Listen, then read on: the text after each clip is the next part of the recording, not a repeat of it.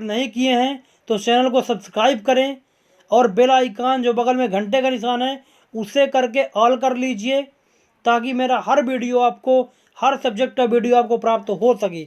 मैं continue video बनाने वाला हूं, तो आप इसको देखते रहिए। चलिए दोस्तों, शुरू करते हैं। क्वेश्चन 1 में है सही विकल्प। सही विकल्प का आपको चयन करना है। लोहे के ऊपर लगे जंग का रासायनिक सूत्र क्या है? पहला ऑप्शन है FeO, Fe2O3। नंबर सी में है Fe2O4। नंबर डी में है Fe2O3X गुणे H2O। इसका आंसर आप बताइए क्या होगा दोस्तों? इसका आंसर होगा नंबर डी, Fe2O3 गुणे H2O। क्वेश्चन दूसरा नंबर देख लीजिए। एक तत्व जिसमें यम कोश है, बताइए उस आवर्त में कितने तत्व होंगे जिसमें यह तत्व भी है? 2, 8, 18, 20। आप बताइए इसमें आंसर क्या होगा दोस्तों? इसका आंसर होगा दूसरे का सी, 18। एक एक क्वेश्चन नोट करते जाइए और लिखते जाइए कॉपी में। नंबर तीसरा देखिए। तंत्रिका कोशिका के भाग जहां सूचनाएं उपार्जित की जाती हैं। नंबर ए है तंत्रिकाक्ष, नंबर बी है केंद्रक, नंबर सी है कोशिकाएं और नंबर डी है द्रुमिका। बताइए आप कमेंट के माध्यम से इसका आंसर क्या होगा। आपके कमेंट हम पढ़ रहे हैं, आप बताइए कमेंट के माध्यम से। इसका आंसर होगा डी, द्रुमिका। चौथा नंबर देखिए। किसी लेंस की क्षमता +1.6 डी है तो लेंस किस प्रकार का होगा? नंबर ए है उत्तल लेंस, नंबर बी है अवतल लेंस और नंबर सी है बेलनाकार, नंबर डी है इनमें से कोई नहीं। तो दोस्तों इसका आंसर होगा उत्तल लेंस। इसका ए नंबर होगा, उत्तल लेंस। कॉपी में आप इसको लिख लीजिए। नंबर 5वां देखिए। नीचे दी गई सूची में उस वस्तु को चुनिए जो एक प्राकृतिक संसाधन नहीं है। इसमें ए नंबर में है मृदा, बी में है जल, सी में है विद्युत और डी में है वायु। तो इसका आंसर होगा सी, विद्युत, क्योंकि इसे मानव बनाता है, प्राकृतिक संसाधन ये नहीं है।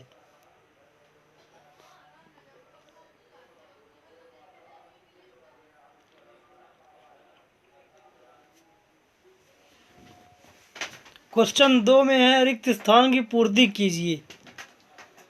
Question 1 number. सभी घुलनशील हाइड्रोक्साइड की प्रगति क्या होती है? तो इसका आंसर होगा क्षारकी। सभी घुलनशील हाइड्रोक्साइड की प्रगति क्षारकी होती है। नंबर दूसरा देखिए। प्रत्येक वक्र में ऐसे अनेक निस्पंदन एकक होते हैं। ये बगल में हम इसके आंसर लिखते जा रहे हैं, अब इसको एक बार नोट करते जाइए। प्रत्येक वक्र में ऐसे अनेक निस्पंदन एकक होते हैं जिन्हें क्या कहते हैं? खाली स्थान है। दूसरा नंबर इसको क्या कहते हैं? वृक्काणु। क्या कहते हैं दोस्तों इसको? वृक्काणु। तीसरा देखिए। संदेश संचारित करने के लिए तंत्रिका तंत्र फिर खाली स्थान है को प्रयुक्त करता है। संदेश संचारित करने के लिए तंत्रिका तंत्र। तीसरा है विद्युत आवेश। चौथा देखिए। जनन के समय उत्पन्न विभिन्नताएं हो सकती हैं, तो इसका क्या होगा आंसर? वंशागत। पांचवा देखिए। श्वेत प्रकाश को इसके अवयवी वर्गों में विभाजन को क्या कहते हैं? तो इसका आंसर होगा विक्षेपण। श्वेत प्रकाश को इसके अवयवी वर्गों में विभाजन को क्या कहते हैं? विक्षेपण कहते हैं। तो एक एक क्वेश्चन आप लिखते जाइए। क्वेश्चन तीसरा में है सही जोड़ी का मिलान करना है। आ में मिलाना है, बा में मिलाना। लैक्टिक अम्ल है, ट्रिप्सिन है, स्तन ग्रंथि, विद्युत आवेश का स्थायी मात्रक, पचमा है अपघटन, और इस साइड है अवशेषी अंग, बैक्टीरिया, कूलाम, दही, अग्नाशय। तो लैक्टिक अम्ल का आंसर होगा डी, ट्रिप्सिन। क्वेश्चन 2 का होगा ट्रिप्सिन का अग्नाशय। मैं जोड़ी मिला के बता रहा हूं, आप इसको एक बार नोट कर लीजिए। ए का होगा दही, बी का होगा ट्रिप्सिन का अग्नाशय, ई नंबर स्तन ग्रंथि का होगा अवशेषी अंग। मैं जोड़ी इसमें मिला दे रहा हूं, अब देखते जाइए।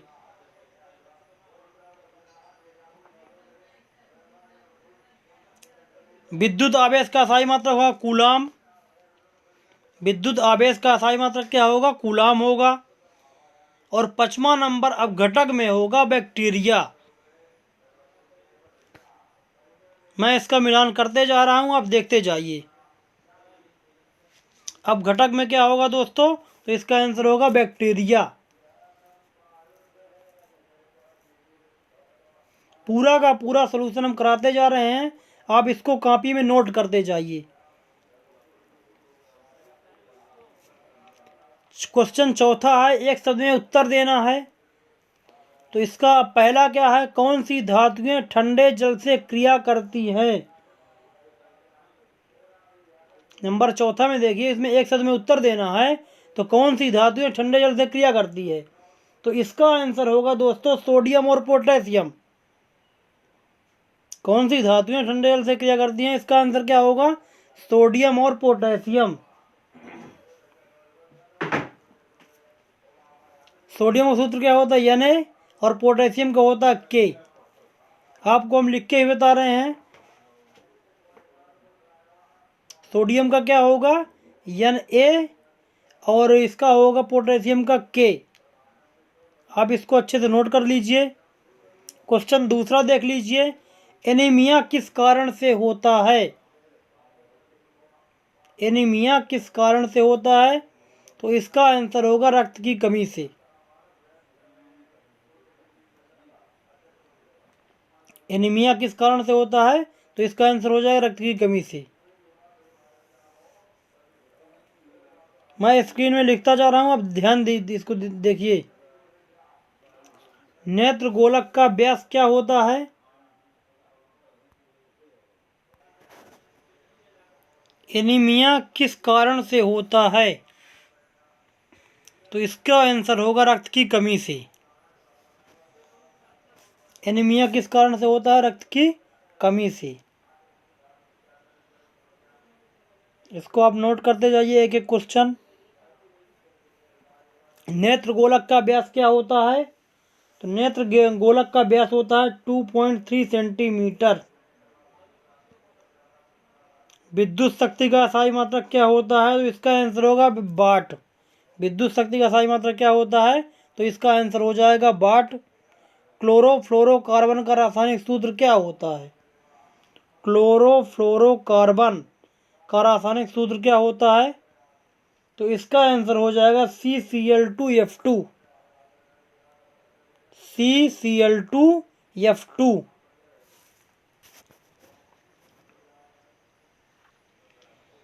एक एक क्वेश्चन आप नोट करते जाइए और कॉपी में लिखते जाइए। आशा करते हैं कि आप इसको नोट कर लिए होंगे दोस्तों। पूरा एक बार देख लीजिए, कौन सी धातुएं ठंडे जल से क्रिया करती हैं, एनीमिया किस कारण से होता है, नेत्र गोलक का व्यास क्या होता है, विद्युत शक्ति का मात्रक है। इसमें CCl2F2 बस खाली यल मत लिखिए। इसमें विद्युत शक्ति का सही मात्रक वाट, क्लोरोफ्लोरोकार्बन का रासायनिक सूत्र है, ये बताना है आपको। क्वेश्चन खंड बा में क्वेश्चन नंबर 5वां देखिए, मैग्नीशियम रिबन का बर्नर पर दहन करने से कौन सा रासायनिक पदार्थ प्राप्त होता है? तो इसका आंसर है दोस्तों, यह रिबन मैग्नीशियम ऑक्साइड का चूर्ण है। चमकदार श्वेत लव के साथ मैग्नीशियम रिबन का दहन होता है तथा यह श्वेत चूर्ण में परिवर्तित हो जाता है। इसका उत्तर आप नोट कर लीजिए। और इसका आगे जो अपक्रिया दी हुई है इसको भी लिखना है 2mgS plus O2 is equal to 2mgO। यह रिबन मैग्नीशियम ऑक्साइड का चूर्ण है। चमकदार श्वेत लौह के साथ मैग्नीशियम रिबन का दहन होता है तथा यह श्वेत चूर्ण में परिवर्तित हो जाता है। अब क्रिया भी आप इसको नोट कर लीजिए 2mg plus O2 is equal to 2mgO। ये अब क्रिया भी लिखना है आपको। मैग्नीशियम ऑक्साइड का क्रिया कराते हैं तो मैग्नीशियम ऑक्साइड बनता है। दोस्तों अथवा का देख लीजिए, भोजन को पचाने में किस प्रकार की अपक्रिया होती है, तो इसका आंसर हो जाएगा भोजन को पाचन में वियोजन की अपक्रिया होती है। भोजन के पाचन में वियोजन की अपक्रिया होती है। आपको सिर्फ एक ही क्वेश्चन करना है, दोनों क्वेश्चन नहीं कर देना। इसका मैं दोनों का आंसर बता दे रहा हूँ। क्वेश्चन 6वां देख लीजिए, किसी तत्व के इलेक्ट्रॉनिक विन्यास में उसकी संयोजकता ज्ञात करना है। किसी तत्व के इलेक्ट्रॉनिक विन्यास से उसकी संयोजकता ज्ञात कीजिए। तो इसका उत्तर इसका होगा संयोजकता बाहरी कोश में स्थित इलेक्ट्रॉनों की संख्या या 8 बाहरी कोश में स्थित इलेक्ट्रॉनों की संख्या। इसको आप लिख लीजिए। और अथवा में देखिए, समूह की 2 विशेषताएं बताना है आपको। समूह की 2 विशेषताएं। तो इसका उत्तर देखिए, नंबर फर्स्ट में वर्ग में ऊपर से नीचे जाने पर तत्वों के गुणों में क्रमिक परिवर्तन होते हैं। और दूसरा में क्या होता है, वर्ग के सभी तत्वों में संयोजी कोश में इलेक्ट्रॉनों की संख्या समान होती है। नोट कर लीजिए इसको। क्वेश्चन 7वां देखिए, मानव के मादा जननतंत्र के प्रमुख भागों के नाम लिखना है। मानव के मादा जननतंत्र के प्रमुख भागों के नाम लिखना है। तो इसका उत्तर होगा दोस्तों, मानव के मादा जननतंत्र में अंडाशय, डिंबवाहिनी, गर्भाशय तथा योनि पाए जाते हैं। मानव के मादा जननतंत्र के प्रमुख भागों के नाम लिखना है। तो इसका आंसर हो जाएगा, मानव के मादा जननतंत्र में अंडाशय, डिंबवाहिनी, गर्भाशय तथा योनि पाए जाते हैं। इसके अथवा में देखिए, अमीबा में कोशिका विभाजन किस तल में होता है। अमीबा में कोशिका विभाजन किस तल में होता है, तो इसका उत्तर है, अमीबा में कोशिका विभाजन किसी भी तल में हो सकता है। अगर आपसे ऊपर वाला क्वेश्चन नहीं आता तो आप अथवा कर सकते हैं। क्वेश्चन 8वां नंबर देखिए, एक एकल जीव द्वारा उपार्जित लक्षण सामान्यतः अगली पीढ़ी में वंशानुगत नहीं होते, क्यों? तो इसका उत्तर है दोस्तों, केवल वे ही लक्षण वंशानुगत होते हैं जो जनन कोशिकाओं के डीएनए द्वारा अगली पीढ़ी में जाते हैं। उपार्जित लक्षण का जनन कोशिका के जीन पर कोई प्रभाव नहीं पड़ता है।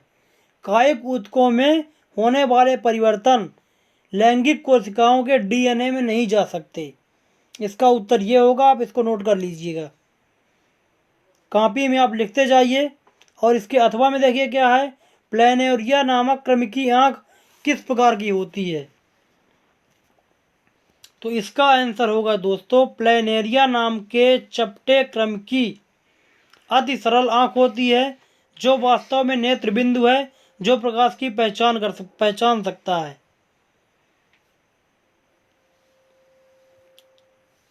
नोट कर लीजिए इसको।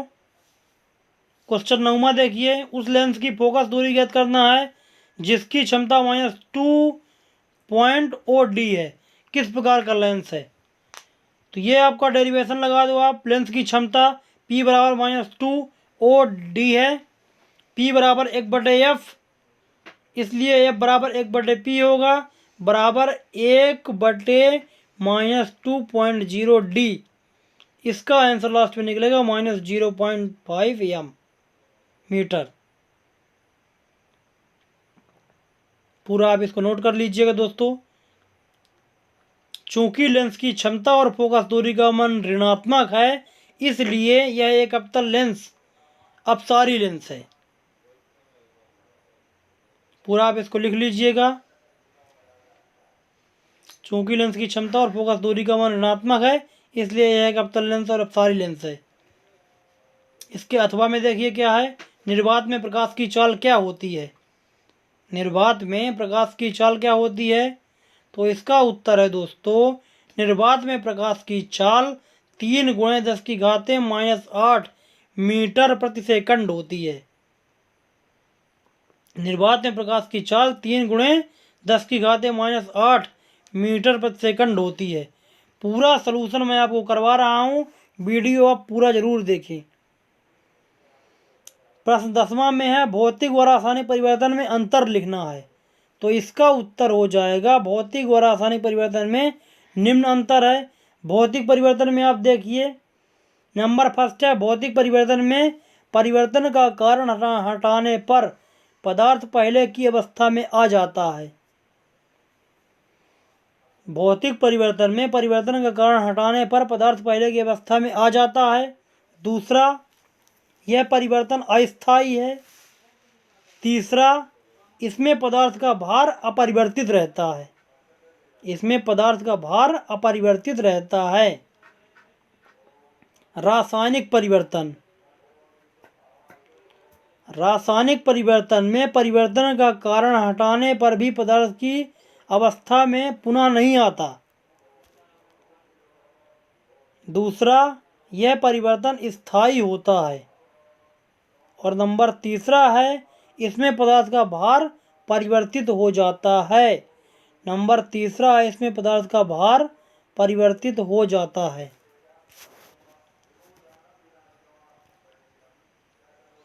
चलिए दोस्तों आगे बढ़ते हैं। अब इसके अथवा में है, श्वसन को ऊष्माक्षेपी अभिक्रिया क्यों कहते हैं, वर्णन कीजिए। तो इसका उत्तर हो जाएगा, श्वसन को ऊष्माक्षेपी अभिक्रिया 2 कारणों से कहा जाता है। पहला है, क्योंकि ग्लूकोज हमारी कोशिकाओं में उपस्थित ऑक्सीजन से संयोग कर CO2 और जल बनाता है। और दूसरा है, इस अभिक्रिया में ऊष्मा ऊर्जा निर्मुक्त होती है। अभिक्रिया इस प्रकार की होती है। अभिक्रिया आप देख लीजिए, नीचे है C6H12O6 AQ + C6O2 AQ = C6CO2 AQ। ये अभिक्रिया आप लिख लीजिए। क्वेश्चन 11वां देखिए, तारे क्यों टिमटिमाते हैं। तारों से आने वाले प्रकाश का वायुमंडलीय अपवर्तन के कारण तारे टिमटिमाते हुए प्रतीत होते हैं। पृथ्वी के वायुमंडली में प्रवेश करने के बाद तारे के प्रकाश का विभिन्न अपवर्तनांक वाले वायुमंडल से गुजरना होता है, इसलिए प्रकाश की दिशा बदलती रहती है, जिससे तारे टिमटिमाते हुए प्रतीत होते हैं। इसको आप नोट कर लीजिए। इसके अथवा में है, निकट दृष्टि दोष से आप क्या समझते हैं, इसके कारण व निवारण बताना है। तो इसका उत्तर होगा दोस्तों, निकट दृष्टि दोष में मनुष्य के पास की वस्तुएं तो स्पष्ट दिखाई देती हैं, किंतु दूर की वस्तुएं स्पष्ट दिखाई नहीं देती हैं।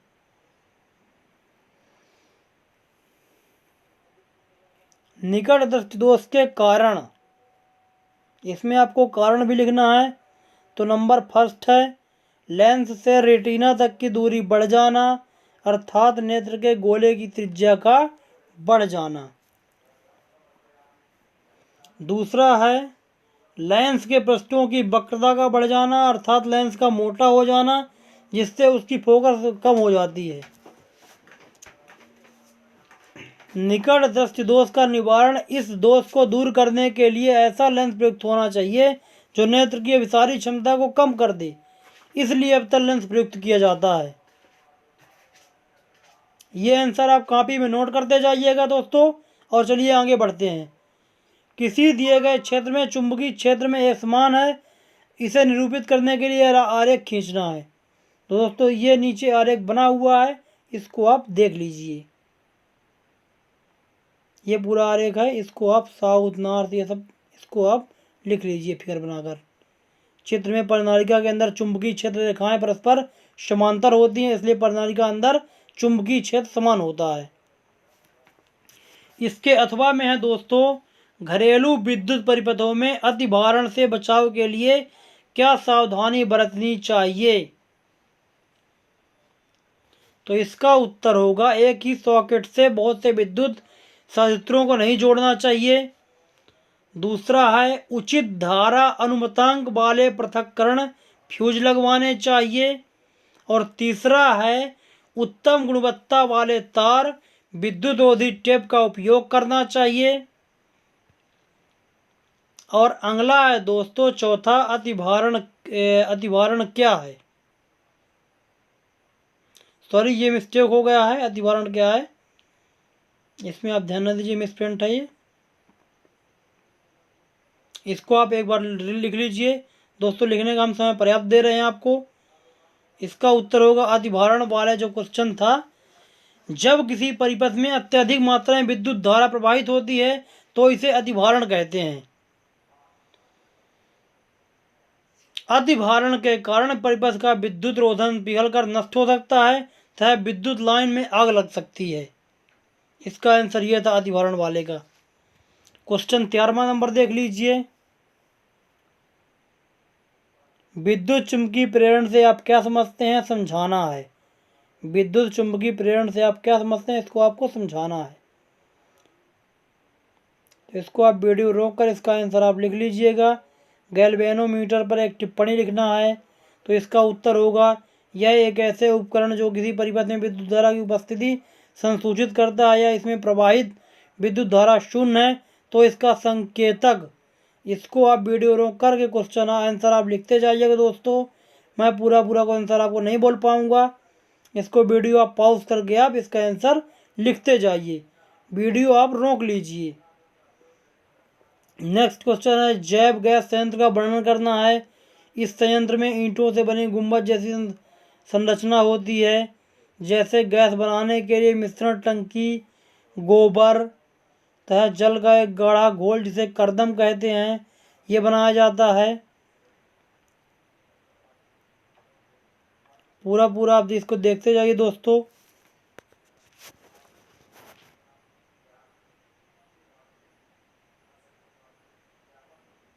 ये अम्ल क्षार में अंतर है। अम्ल ये जलीय विलयन में हाइड्रोजन आयन प्रदान करते हैं। ये क्षार जलीय विलयन में हाइड्रॉक्सिल। ये वाला आप देख लीजिए। प्रश्न 16 नंबर देखिए। CH3Cl में आबंध निर्माण का उपयोग कर सहसंयोजक आबंध की प्रकृति समझाइए। तो इसको आप रोक करके पूरा आंसर आप लिख लीजिए।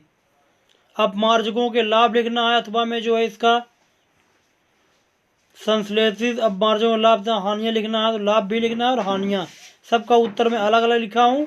आप इन वीडियो को रोक करके पूरा का पूरा आंसर आप लिख लीजिए। अपमार्जकों के लाभ है, इनमें कपड़ों की सफाई के अच्छे गुण होते हैं। ये कठोर जल के साथ भी प्रयोग में लाए जा सकते हैं। तीसरा है ये अपमार्जकों से हानि है, इनको आप नोट कर लीजिए। और साबुन एवं अपमार्जक में अंतर यह समझाया हुआ है, इसको आप रोक कर लिख लीजिएगा दोस्तों। पूरा का पूरा वीडियो में नहीं बोल पाऊंगा, आप इसको वीडियो रोक करके इसका आंसर आप नोट कर लीजिएगा। 17 नंबर पे आप देख लीजिए पादप में भोजन का स्थानांतरण कैसे होता है दोस्तों। तो इसको आप एक एक करके क्वेश्चन नोट करते जाइएगा।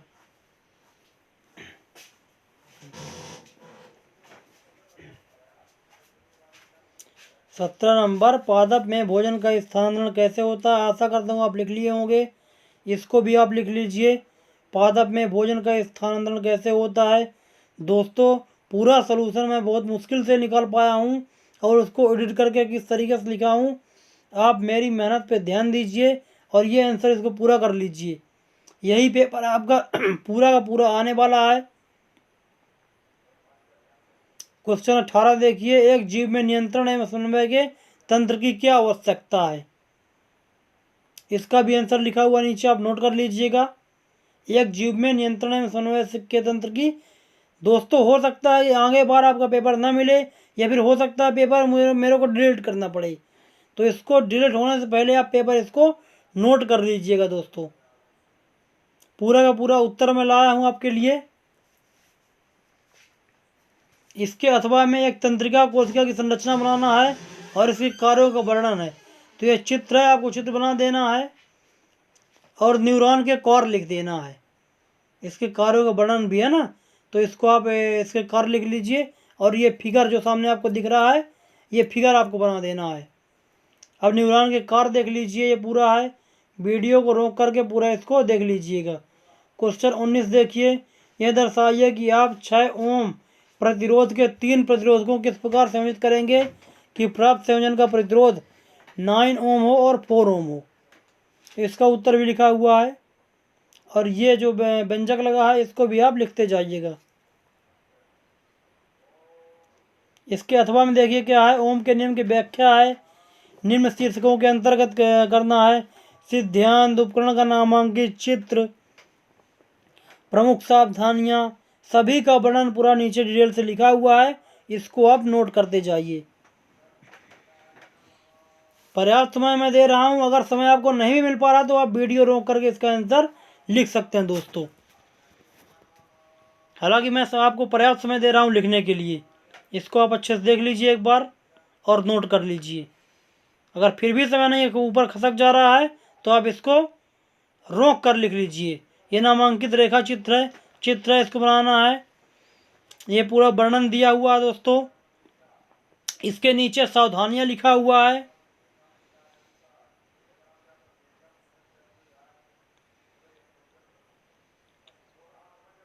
क्वेश्चन 20 देख लीजिए, गर्म जल का टैंक बनाने में तांबे का उपयोग होता है परंतु इस्पात का नहीं, इसका कारण बताना है। तो इसका उत्तर भी लिखा हुआ है।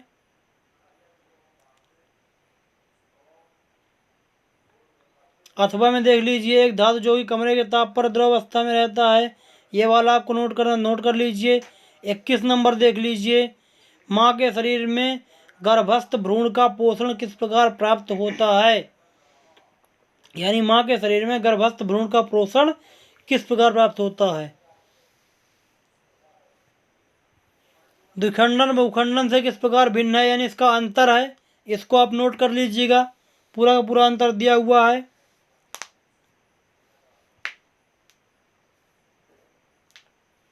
द्विखंडन बहुखंडन से किस प्रकार भिन्न है, इसका आप नोट कर लीजिए।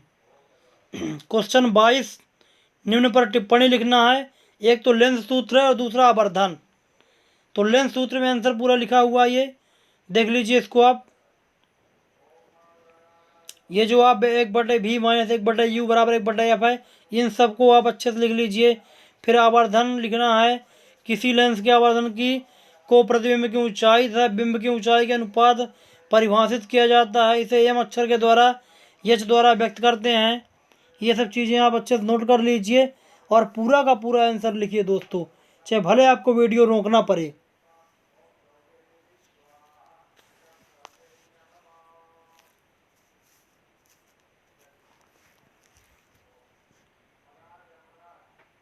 एम बराबर है प्रतिबिंब की ऊंचाई, तो एच डैश है बटे एच है बिंब की ऊंचाई।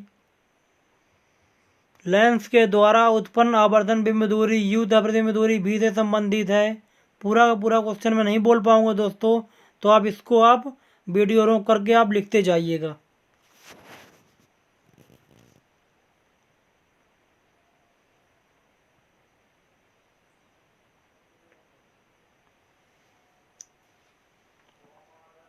ये पूरा आपको डेरिवेशन दिख रहा है, पूरा इसको आप नोट करिए। इसके अथवा में एक क्वेश्चन है, इसको भी आप नोट कर लीजिएगा। पूरा मैं सलूशन करा चुका हूँ दोस्तों। अथवा में क्वेश्चन है, 15 सेंटीमीटर फोकस दूरी का कोई अवतल लेंस किसी बिंब का प्रतिबिंब लेंस से 10 सेंटीमीटर की दूरी पर बनाता है। बिंब लेंस से कितनी दूरी पर स्थित है, किरण आरेख खींचना है आपको। तो इसका उत्तर भी आपको दिया हुआ है। अवतल लेंस के लिए मीटर है, एफ ऋणात्मक है क्योंकि प्रतिबिंब आभासी होता है।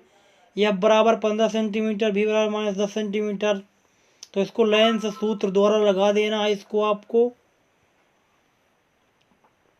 ये आपका पूरा डेरिवेशन दिया हुआ है, इसको आप नोट कर लीजिएगा दोस्तों। 1/v माइनस 1/u बराबर 1/f, ये पूरा डेरिवेशन आपका